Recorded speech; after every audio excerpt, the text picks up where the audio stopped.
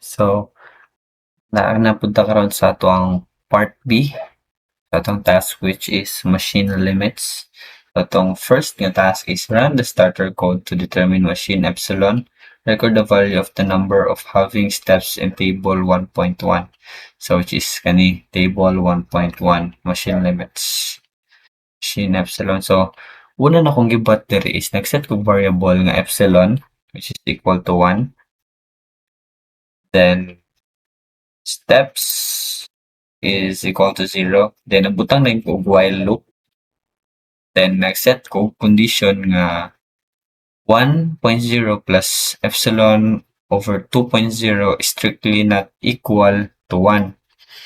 So, wibutang ko nga condition kay if ang half daw sa akong epsilon, then adan ako siya 1, dili gido siya ma-equal sa 1.0.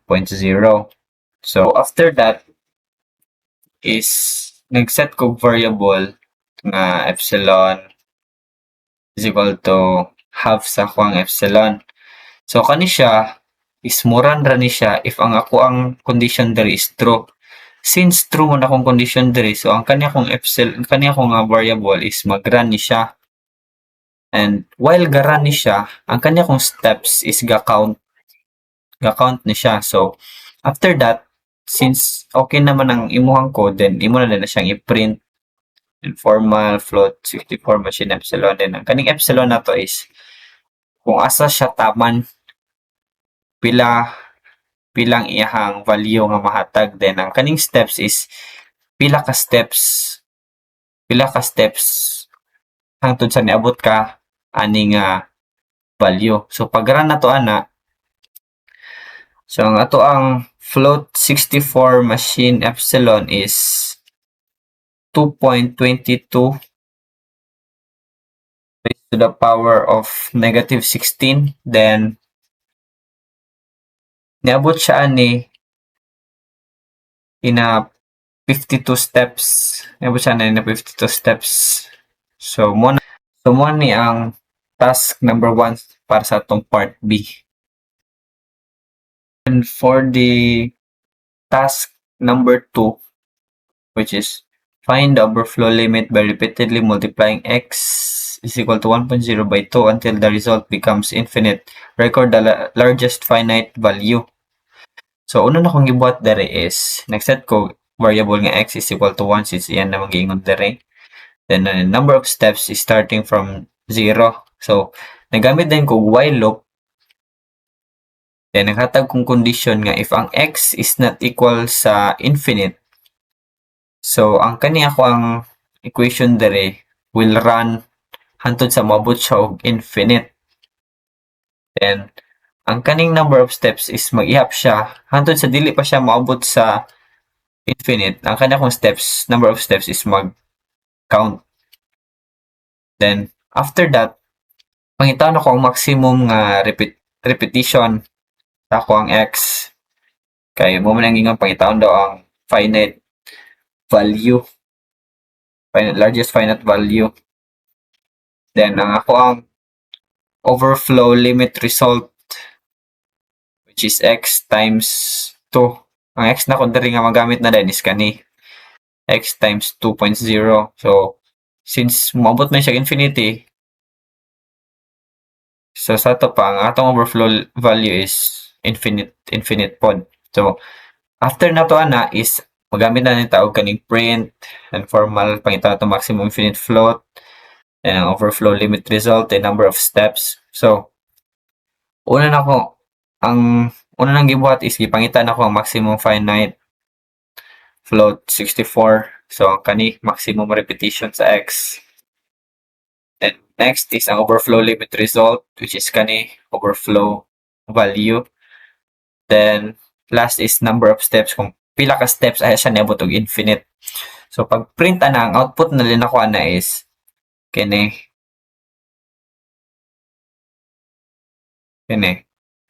So, ang atong maximum finite float 64 is infinity. Since ang kaning x man nato diri is maabot man na siya infinity.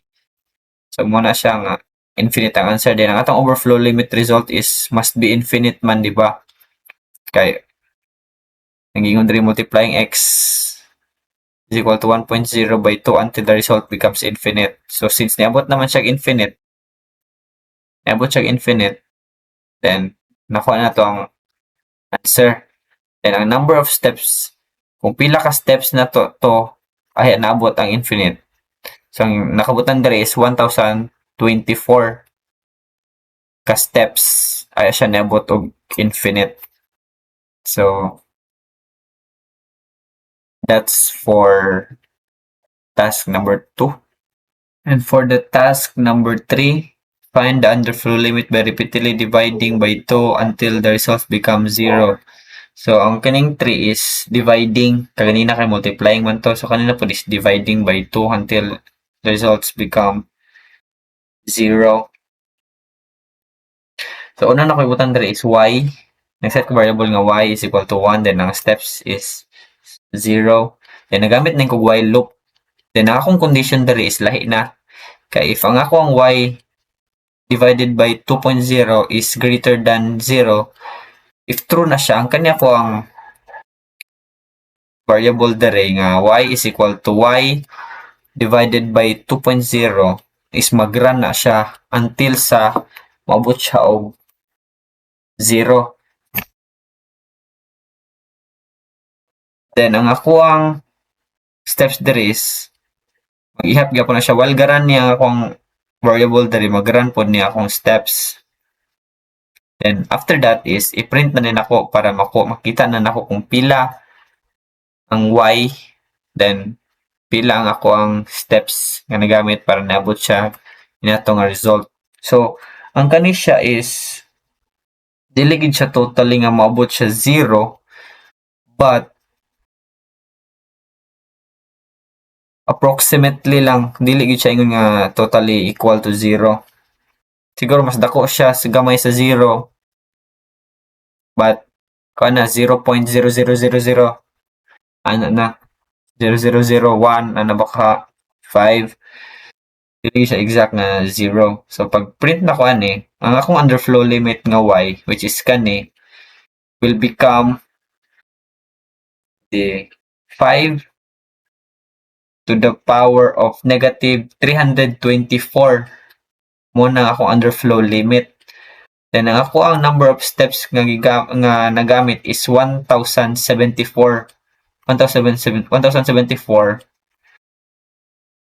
ka steps.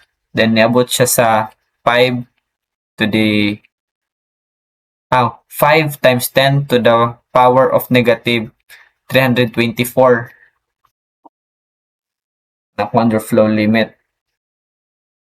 So, ano siya? Ang task number 3. For our task number 4,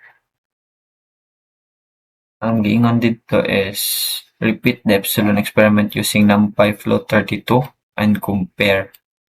So, ano na buhat is, nag-set ko variable nga epsilon 32 is equal to NumPy that float 32 bits nga 1.0.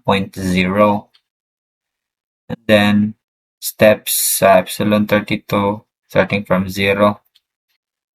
Then, nagamit din ko og while loop nga na condition nga np.float 32 bits sa 1.0 plus epsilon 32 divided by np.float 32 nga 2.0 is not equal sa np.float 32 nga 1.0. So if ang kani nga condition is true, ang ako ang variable dere is mag-run na siya. So meaning if tungaan na to ang epsilon 32 daw, it would still produce a difference sa 1.0. So it permanently shrinking the epsilon 32. So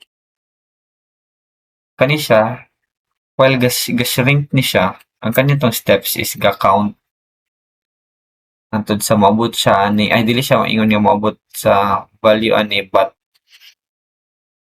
approximately. lang. So after that is usually magamit tag print, then formal float 32 bits, machine epsilon. Si epsilon 39 na to nga value ani. Then steps, kung pila ka steps nga to ang nagamit.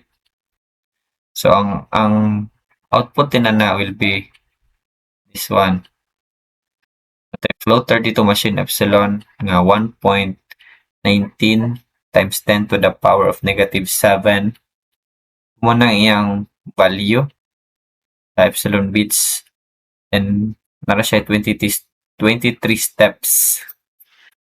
So mas kung i-compare nimo siya sa 64 bits kaganina nga kini sa 64 bits mas dako siya